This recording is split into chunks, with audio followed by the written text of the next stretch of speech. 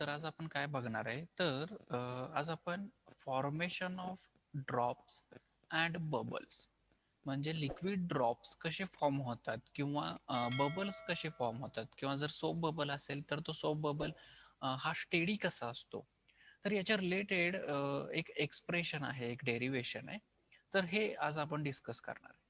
आता हे डिस्कस करण्याच्या आधी तुम्हाला लिक्विड ड्रॉप म्हणजे काय आणि लिक्विड बबल म्हणजे काय याच्यातला फरक समजला पाहिजे. ओके. आता लिक्विड ड्रॉप्स काय असतात बाळांनो, तर समजा मी काय करतोय, हा ड्रॉप आहे, लिक्विड ड्रॉप असं ड्रॉ करतोय. समजा हा काय आहे बाळांनो, लिक्विड ड्रॉप आहे. आता जर हा लिक्विड ड्रॉप असेल तर याच्या आतमधलं जे काही इन्व्हायरमेंट असणार आहे तर ते कोणाचं असणार आहे, लिक्विडचं. ओके, म्हणजे याच्या आतमधलं जे काही इन्व्हायरमेंट असणार आहे तर ते लिक्विड असणार आहे आणि याच्या बाहेर जे असणार आहे तर ते काय असणार आहे, एअर. पण बबलच्या बाबतीत बाळांनो, बबल काय असतोय, तर तुम्हाला माहिती आहे सोप बबल तुम्ही बघितलं असेल. समजा हा काय आहे, सोप बबल आहे. मी ड्रॉ करतो, हा सोप बबल आहे. ओके, समजा हा सोप बबल आहे. आता जर हा सोप बबल असेल तर याच्या आतमधलं इन्व्हायरमेंट हे एअरचं असणार आहे, बाहेरचं इन्व्हायरमेंट पण एअरचंच असणार आहे. पण हे दोन्ही इन्व्हायरमेंट काय झालेले असणार आहेत, सेपरेट केलेले असणार आहेत कोणी, तर ह्या लिक्विडच्या थिन लेअरनं. ओके. तर अशा पद्धतीनं ड्रॉप्स आणि सोप बबल्स असतात किंवा बबल्स असतात. तर असं असताना म्हणजे ड्रॉप्स आणि बबल्स असताना तर त्याच्यामध्ये किंवा त्या लिक्विड ड्रॉपमध्ये किंवा त्या बबलमध्ये प्रेशर कशा पद्धतीनं असतं तर याचं एक्सप्रेशन आपण ह्या पॉईंटमध्ये समजून घेणार. म्हणजे काय बघणार आहे, समजा याच्या आतमध्ये जे काही प्रेशर आहे ह्या लिक्विडच्या आतमध्ये समजा, तर ते मी म्हणतो पी नॉट. आणि याच्या बाहेर जे काही प्रेशर आहे त्याला मी म्हणतो काय, सॉरी आपण उलट म्हणूया वाटलं तर, ह्याच्या आतमध्ये जे काही प्रेशर आहे तर ते प्रेशर मी काय म्हणतो, पी इनसाइड, हा पी आय म्हणूयात आपण. आणि बाहेर जे प्रेशर आहे त्याला म्हणतो मी पी आउटसाइड, पीओ. ओके. आता ह्या एक्सप्रेशन मध्ये काढणार काय आपण, तर ह्या दोघांमधला डिफरन्स काढणार आहे. म्हणजे pressure inside the liquid minus pressure outside the liquid, याचं डेरिवेशन काढणार आहे आपण in terms of a surface tension. Okay.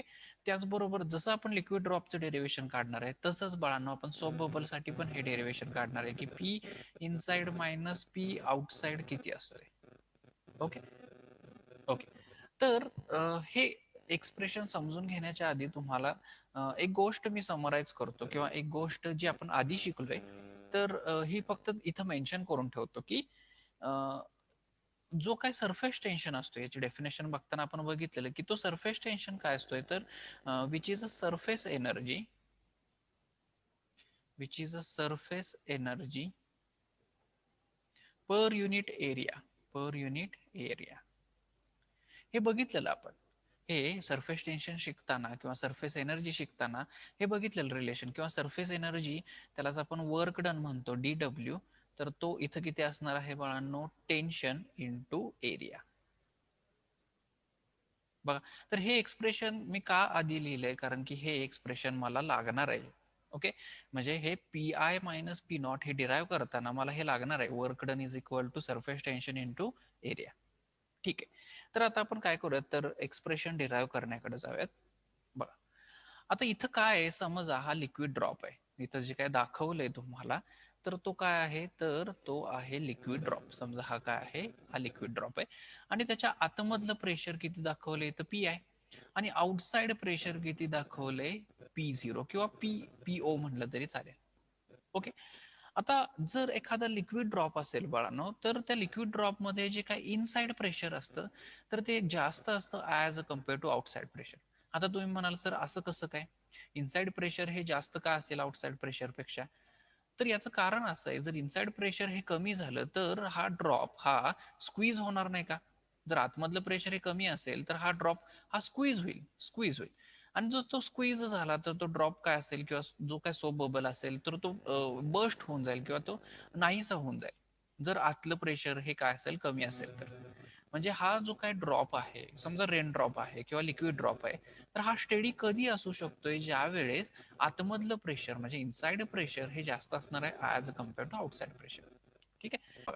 तर आपण काय डिराईव्ह करणार आहे, तर जे काय एक्सेस प्रेशर असणार आहे, एक्सेस प्रेशर, तर ते एक्सेस प्रेशर आपण डिराईव्ह करणार आहे ह्या इक्वेशन मध्ये किंवा ह्या डेरिव्हेशन मध्ये. बघा, म्हणजे मला काय डिराईव्ह करायचंय, तर excess pressure inside the drop, excess pressure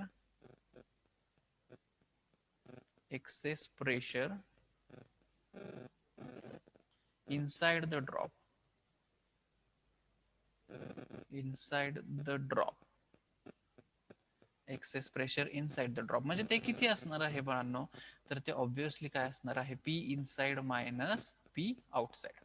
okay, म्हणजे याचं डेरिव्हेशन मला काढायचंय. आता हे काढण्यासाठी म्हणजे डेरिव्हेशन डिराईव्ह करण्यासाठी मी काय करतो, हा जो काही सोप बबल आहे इथं दाखवलाय तुम्हाला आर रेडियस वाला, तर तो त्या सोप बबलवर किंवा सोप बबल म्हणण्यापेक्षा बबलचं एक्सप्रेशन आपण नंतर काढू, आपण फक्त ड्रॉप बद्दल समजून घेऊ आधी. ओके, आपण फक्त ड्रॉप बद्दल समजून घेऊ. समजा हा लिक्विड ड्रॉप आहे, तर ह्या लिक्विड ड्रॉपला काय करतो मी, अशा पद्धतीनं फोर्सेस लावतो जेणेकरून त्याची जी काही रेडियस असेल बाळांनो, तर ती रेडियस इन्क्रीज होईल. आता तुम्ही म्हणाल सर असे कसे फोर्सेस लावले की ज्यानं ती रेडियस इन्क्रीज झाली. आता त्याचा सिग्निफिकन्स समजण्यापेक्षा जस्ट इमॅजिन करा की मी फोर्सेस लावून, आतमधनं फोर्सेस लावून ह्याची काय केली, तर मी रेडियस इन्क्रीज केली. ओके, आता असं असेल तर इथं बघा की किती सरफेस एरिया त्याचा इन्क्रीज झालाय हे मला कॅल्क्युलेट करायचं.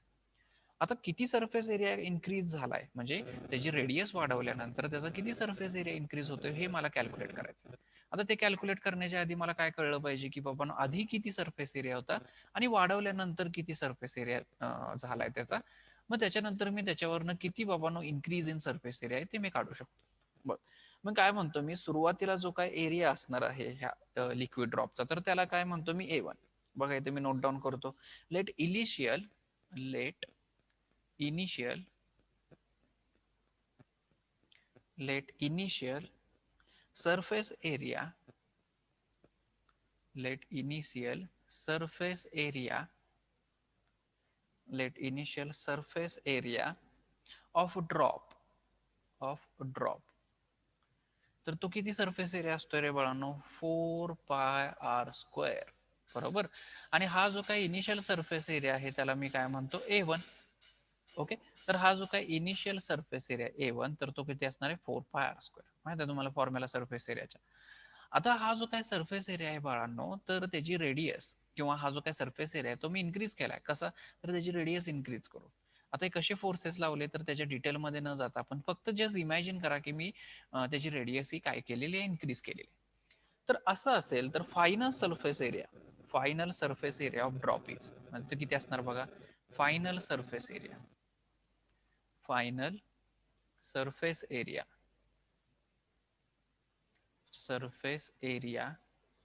ऑफ ड्रॉप इज, तर final surface area of drop किती असणार आहे त्याला मी काय म्हणतो A2 ने इंडिकेट करतो, तर ते किती असणार आहे बघा 4π. आता हा फायनल आहे तर डॉटेड दाखवलेला जो काय ड्रॉप आहे, डॉटेड दाखवलेला इथं दिसतंय तुम्हाला हा डॉटेड, तर तो फायनल तुमचा हा आहे, फायनल ड्रॉप आहे, लिक्विड ड्रॉप. म्हणजे त्याचा काय केलंय मी, सरफेस एरिया वाढवलाय. असं असेल तर काय असणार 4πr², पण इथं आर बघा म्हणजे जी काय रेडियस असणार तर ती किती असणार आहे, आर प्लस डेल्टा. मग इथं असं लिहू का की जी काय रेडियस असणार आहे तर ती R plus delta R whole square.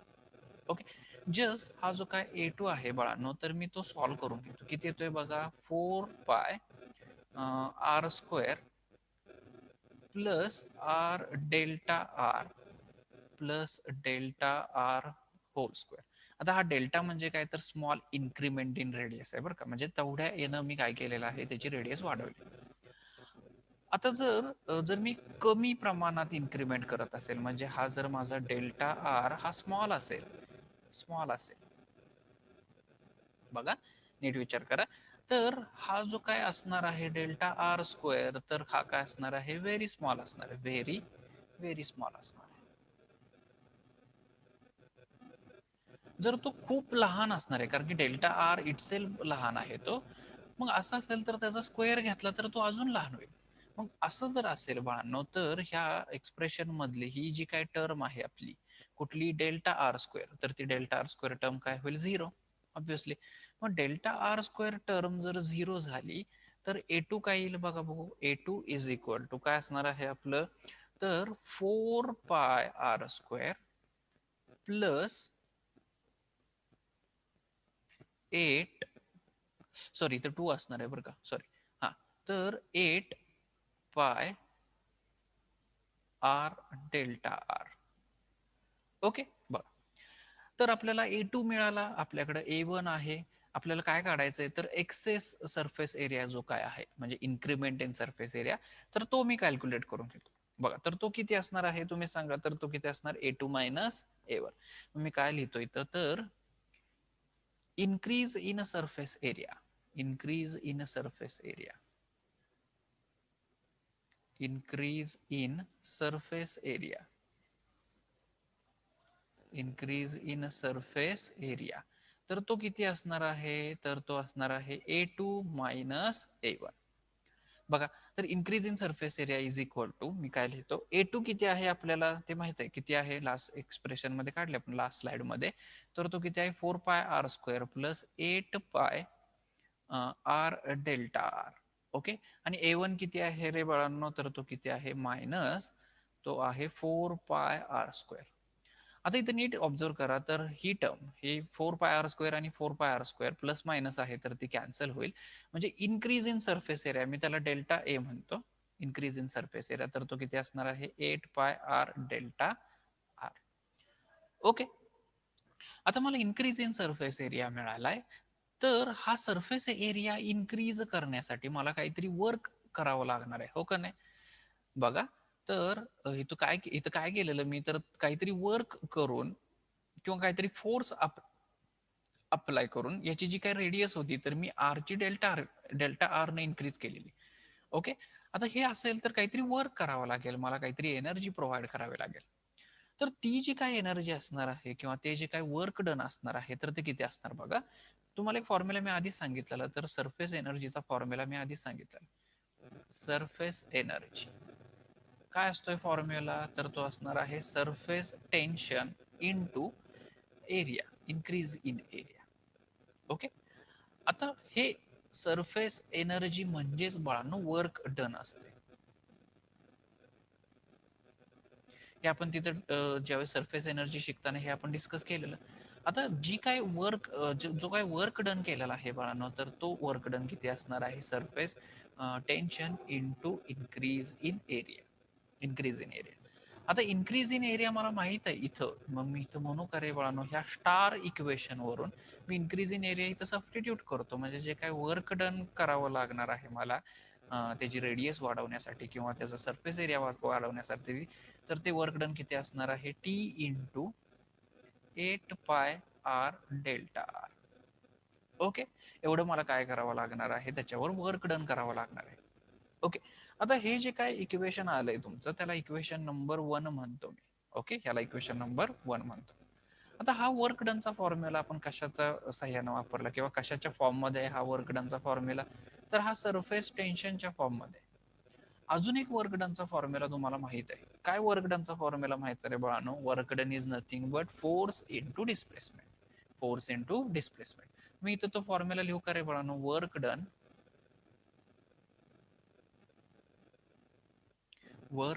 dw is equal to force into displacement.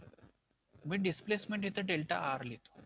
बघा, म्हणजे ह्या जे काही लिक्विड ड्रॉपची रेडियस मला कितीनं वाढवायला लावली, तर कितीनं वाढवायला लागली मला, तर डेल्टा आर न. म्हणजे जे काही डिस्प्लेसमेंट असणार आहे बाळांनो, तर ते किती असणार आहे, डेल्टा आर असणार आहे. ओके, बघा, पण आता याच्यामध्ये मला डेल्टा आर ठीक आहे, डेल्टा आर मला माहित आहे, पण फोर्स मला माहित नाहीये. म्हणजे किती अमाऊंट ऑफ फोर्स लावला हे मला माहित नाही. पण मी याचं फोर्सचं जे काय एक्सप्रेशन आहे किंवा फोर्स हा मी प्रेशरच्या फॉर्म मध्ये एक्सप्रेस करू शकतो. कसं काय बघा, मी काय म्हणतो, तर force force is equal to pressure. Pressure किंवा ते एक्सेस प्रेशर असणार आहे, तर ते किती असणार आहे, P naught, sorry P I minus P naught, किंवा P inside minus P outside. म्हणजे हा जो काही फोर्स आहे तो एक्सेस फोर्स आहे बाळांनो. तर तो एक्सेस फोर्स काय असणार आहे, excess pressure into excess surface area. आता सरफेस एरिया किती असणार आहे बघा, 4 पाय आर स्क्वेअर. जस्ट याच्या व्हॅल्यू, म्हणजे ह्या फोर्सची व्हॅल्यू याच्यामध्ये जस्ट सबस्टिट्यूट करा. बघा तुम्हाला काय येते, तर work done is equal to फोर्सची व्हॅल्यू काय आहे तुमची P I minus P naught into 4 pi r² delta R into delta R. तर इथं सेकंड नंबर इक्वेशन म्हणतो मी याला. आता नीट ऑब्झर्व करा, ह्या फर्स्ट नंबर इक्वेशन मध्ये पण मी वर्क डन काढले, सेकंड नंबर इक्वेशन मध्ये पण मी काय काढले, वर्क डन काढले. म्हणजे इक्वेशन नंबर 1 आणि इक्वेशन नंबर 2 मी इक्वेट करू शकतो का, कारण की दोन्ही वर्क डनच आहे.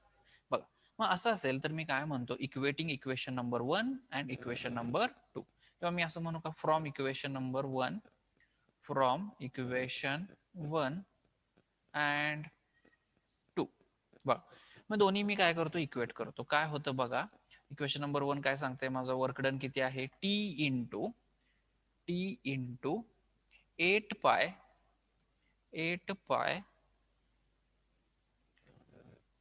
R delta R. ओके, ते इक्वेशन नंबर 1 वरून माझं आलेलं work done.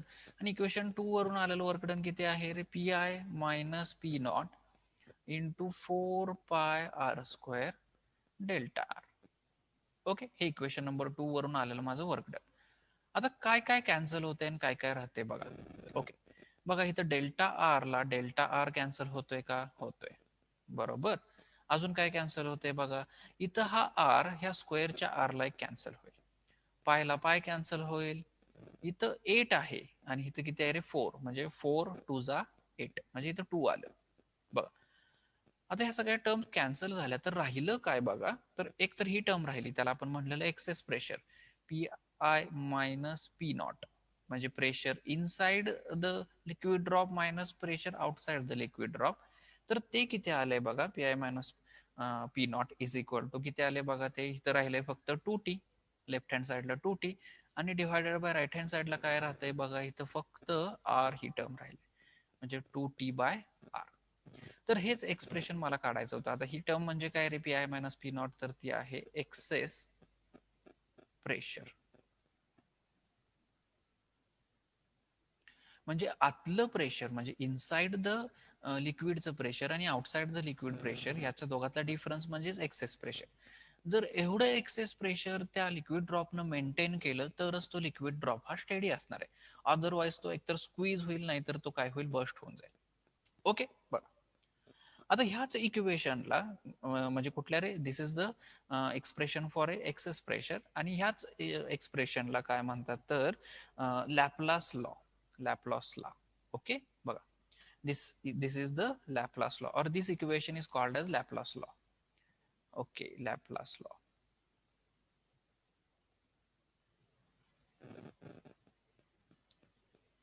Laplace law. Okay, तर मी काय करतो, समराइज करतो की कशा पद्धतीनं तुम्हाला स्टेप्स लिहिल्या पाहिजेत, जेणेकरून तुम्हाला एक्झाम मध्ये फुल मार्क मिळतील. बघा, तर सिंपल गोष्टी आहेत, 2-3 गोष्टी आहेत, फक्त लक्षात ठेवा. सुरुवातीला काय काढायचं आहे तुम्हाला, तर इन्क्रीज इन सरफेस एरिया काढायचा. ओके, आता इन्क्रीज इन सरफेस एरिया काढताना म्हणजे म्हणजे काय केलंय, जो काही लिक्विड ड्रॉप आहे, तर त्या लिक्विड ड्रॉपची रेडियस ही वाढवली. वाढवल्यानंतर त्याचा जो काही नवीन एरिया असेल त्याला मी A2 म्हणतो. आधी त्याचा जो काही सरफेस एरिया आहे त्याला मी A1 म्हणतो. आणि जो काही एक्सेस किंवा इन्क्रीज इन सरफेस एरिया असणार आहे, तर तो सरफेस एरिया असणार काय, A2 मायनस A1. आता हे काढून घेतल्यानंतर तुम्हाला काय करायचंय, तर सरफेस एनर्जी किंवा वर्क डन काढायचंय, but with the help of a surface tension. ते एक एक्सप्रेशन तुम्हाला वापरायचंय. दुसरा एक फॉर्म्युला वापरायचा वर्क डनचा, तर तो काय आहे, force into displacement. Just value दोन्ही जे काही वर्क डनच्या व्हॅल्यू आल्या दोन्ही पद्धतीनं तुम्ही काढलेल्या, तर त्या इक्वेट करा, सॉल्व्ह करत जावा, तुम्हाला काय येईल, तर एक्सेस प्रेशरचं एक्सप्रेशन येईल किंवा एक्सेस प्रेशरची व्हॅल्यू येईल. ओके, सिंपल डेरिवेशन आहे. वाटलं तर मी काय करतो, इथं जस्ट स्टेप्स लिहितो, जस्ट तुम्ही मेमराईज करा, जेणेकरून तुम्हाला ते लिहिताना इझी जाईल. काय काढायचंय पहिल्यांदा, जर एक्सेस प्रेशर काढायचंय, एक्सेस प्रेशर. एक्सेस प्रेशर काढायचं म्हणजे काय काढायचं आपल्याला, पहिल्यांदा A2 मायनस A1 काढायचंय. त्याच्यानंतर आपल्याला काय काढायचंय, तर वर्क डन DW. पण हे work done in the form of a काय आलं पाहिजे आपलं, तर सरफेस टेन्शनच्या फॉर्म मध्ये आलं पाहिजे. ओके, मग ते वर्क डनचा काय फॉर्म्युला होता, तर T इंटू DA. नेक्स्ट जो काय फॉर्म्युला वापरायचा आहे आपल्याला, तर त्या फॉर्म्युलावरून पण वर्क डन काढायचंय, पण तो फॉर्म्युला कुठला वापरायचा आहे, force into displacement delta R आहे. ओके. जस्ट फोर्सच्या पण व्हॅल्यू पुट करायचं. फोर्सची व्हॅल्यू काय असते रे बाळांनो, excess pressure P I minus P naught into जो काय एरिया असणार आहे तुमचा इन्क्रीमेंट इन एरिया, किंवा जो काय एरिया असणार आहे तो 4πr². ओके. जस्ट ह्या व्हॅल्यू सबस्टिट्यूट करा equation number 1 and equation number 2. या दोन्ही इक्वेशन काय करा, इक्वेट करा. ओके. आणि इक्वेट केल्यानंतर जस्ट सॉल्व करा, तुम्हाला काय येईल तर P I minus P naught, तर ते किती येणार आहे 2t/r. ओके. तर ह्या पद्धतीनं तुम्ही सिंपल एक्सप्रेशन हे. आता हे जे काय एक्सेस प्रेशर आहे, तर हे एक्सेस प्रेशर आपण कोणासाठी काढले बाळांनो, तर हे लिक्विड ड्रॉपसाठी काढले. ओके. पण आपला जर फर्स्ट पॉइंट जर बघितला तुम्ही, तर ते एक्सेस प्रेशर किंवा explanation of formation of a drops and bubble, म्हणजे हे एक्सेस प्रेशरचं जे काय एक्सप्रेशन असेल तर ते बबल साठी पण मला काढलं पाहिजे, बरोबर. आता हे बबल साठी कसं एक्सप्रेशन असणार आहे बघा, खूप सिंपल आहे. आता in case of soap bubble, मी तुम्हाला सांगितलेलं सोप बबल कसा असतोय रे बाळांनो. समजा हा सोप बबल आहे.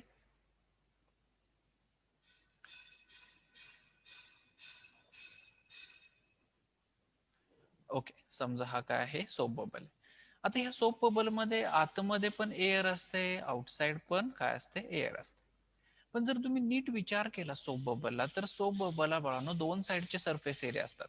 एक तर आतमधला साईडचा, म्हणजे हा एक सरफेस एरिया असणार आहे आणि हा एक सरफेस एरिया असणार आहे, बरोबर. मग अशा फॉर्म मध्ये किंवा बबलसाठी जो काय इन्क्रीमेंट इन सरफेस एरिया असणार आहे, म्हणजे डीए, मागचं एक्सप्रेशन नीट आठवा, त्याच्याच फॉर्म मध्ये मी हे लिहिणार आहे. मग ते किती असणार आहे, 2 टाइम्स असणार आहे. 2 टाइम्स काय असणार आहे, 8πr∆r असं असणार आहे. ओके. का, कारण की ह्याला दोन्ही साईडनं सरफेस एरिया किंवा ह्याला दोन्ही इंटरफेस आहेत. आतमधनं पण एक इंटरफेस आहे आणि बाहेरनं पण इंटरफेस आहे. त्याच्यामुळे जो काही सरफेस एरिया असणार आहे बाळांनो, तो डबल होणार, आतला एक आणि बाहेरचा एक. ओके. आता जर हा सरफेस एरिया डबल झाला बाळांनो, तर वर्क डन काय होईल बघा. तर ते work done by work done by excess pressure, किंवा वर्क डन म्हणतो मी, वर्क डन. तर ते वर्क डन किती असणार आहे बघा. जस्ट व्हॅल्यू आपल्याला चेंज करायची कोणाची, मागच्याच एक्सप्रेशन मध्ये व्हॅल्यू कशात चेंज करायची आपल्याला, जस्ट सरफेस एरियाची, बाकी आहे तसं ठेवायचं. ओके.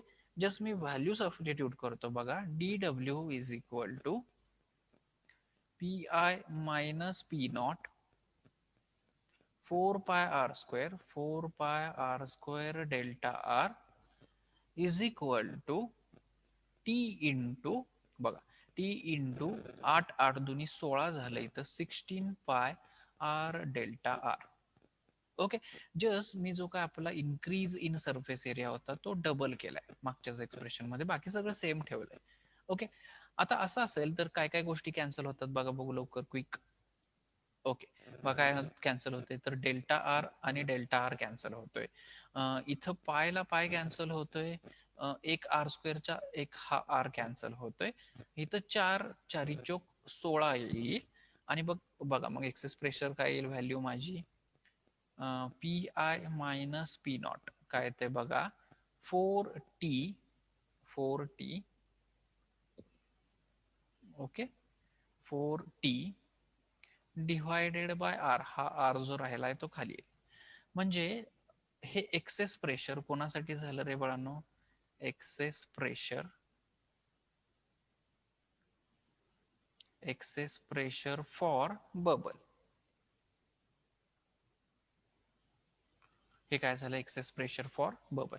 आता जर तुम्ही कम्पेअर केलं एक्सेस प्रेशर फॉर बबल आणि excess pressure for liquid drop, याच्यावरनं तुम्ही काय लिहू शकताय, तर excess pressure for bubble is greater than excess pressure for liquid drop. Excess pressure for bubble काय इथं माहित आहे, तर ते काय 4t/r, आणि excess pressure for liquid drop तर ते किती असते 2t/r. म्हणजे काय आहे ते, एक्सेस प्रेशर फॉर बबल हे काय 2 टाइम्स आहे. म्हणून मी इथं असं लिहू का की excess pressure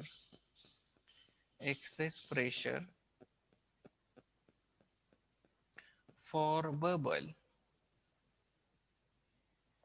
is greater than excess pressure